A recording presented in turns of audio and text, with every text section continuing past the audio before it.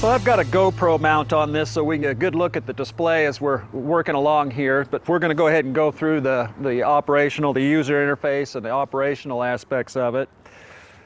When you initially turn on the MXSPORT, it's going to come up in the coin and jewelry mode, but it's going to remember everything that you do. So if you're using the beach mode or you're using the relic mode, then when you turn it on, it's always going to come up to the beach mode or the relic mode, the last mode you used.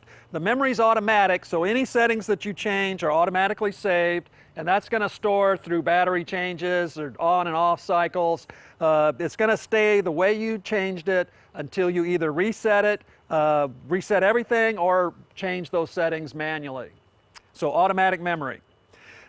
If you turn it on and just start searching in the coin and jewelry mode, it's good to go. It'll ground balance itself eventually. It might take a few sweeps, but most people are going to want to ground balance it.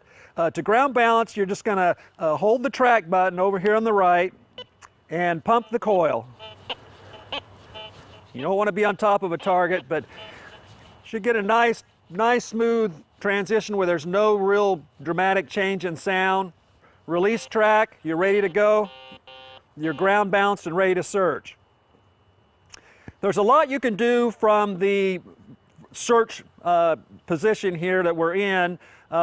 Probably as you're searching along, the main thing a lot of people will do is their sensitivity or their gain. You don't have to go to the menu to do that. You can just press your your plus or minus button and adjust your sensitivity on the fly. You don't have to go to any menu to do that. The plus and minus are going to do your sensitivity or gain from the search screen.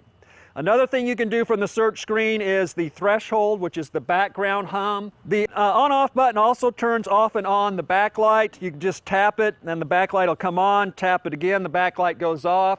Holding it a couple seconds turns off and on. Tapping it turns the backlight off and on.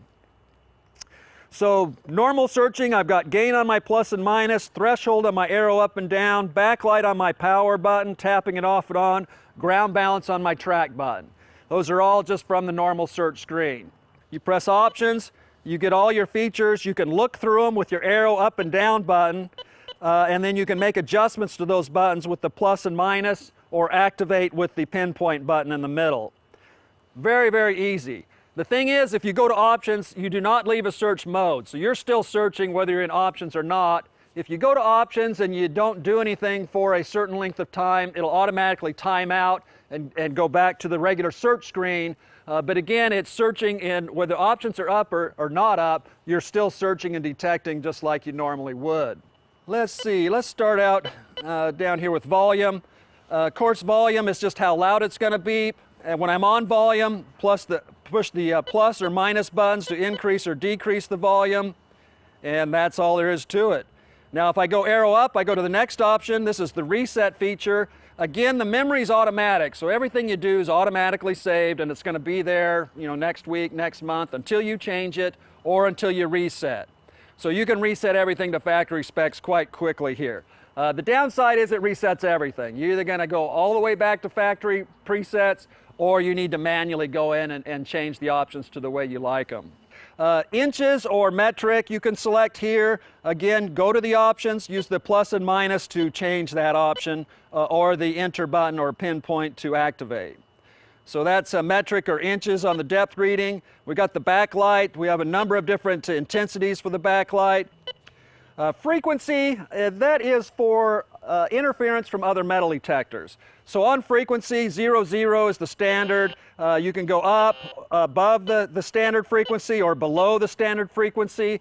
These frequency shifts have been selected to avoid interference from other popular models like the TRX, lots of the other White's models, and some of the competitors are on specific frequencies. These shifts are designed to try to get away from as much of that as possible. I'm going to go up to the next one, salt track.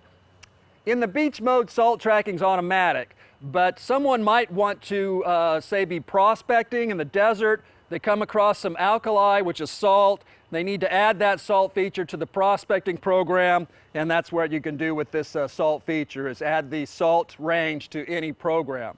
Salt track is just on, which is 1, or off, which is 0. Program, we've got a number of programs. You can see they're listed here. Here's coin and jewelry. If I use my plus and minus buttons, I can go through. There's relic, there's all high trash, there's prospecting and beach, and all metal, and then back to coin and jewelry. A lot of the features change depending on which program you select. If you've selected all metal program like prospecting, you'll see your options are different than what they would be if you picked coin and jewelry. And so the options specific for prospecting or for all metal are going to be there when you're in that program. If you're not in that program, you won't see some of those options that don't apply to a discrimination mode. Audio modulation. And now this is another 0 is off, 1 is on. Modulation is, it allows the detector to beep at the same intensity or volume level regardless of the depth. That's if you have no audio modulation. So what it does is it just says if there's a signal there, beep as loud as you can every time.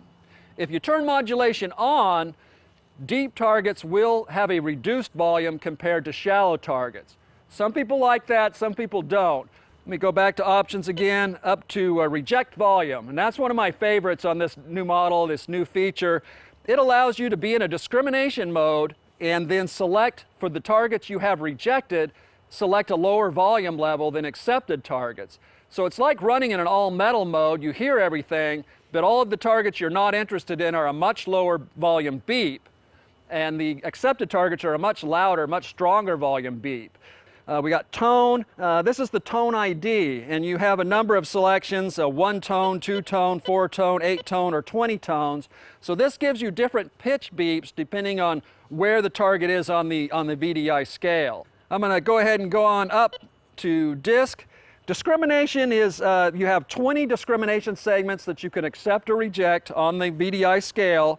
As you use your arrow to go up the scale, your pinpoint or enter button either makes that target rejected or accepted. The line on the scale means it's rejected. So there's an accept slot there in the reject, and there I've rejected the slot. I go on up the scale and reject that area or accept that area. Again, no bar is accept, a bar is reject, and you go up and down the scale with your plus and minus and use your pinpoint or enter button to change it from accept to reject or from reject to accept. Quite easy to do. The more trash you reject, the more likely you are to miss a good target. So ideally, you don't want any more rejection than what is necessary to reasonably search that area. Let me go back to options and up to threshold.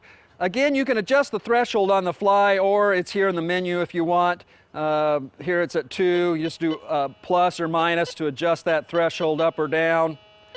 And that's really all there is to it. Again, all these settings are going to hold for you automatically. You don't have to worry about doing a save or anything like that. You change it, it stays changed until you change it back or do a master reset.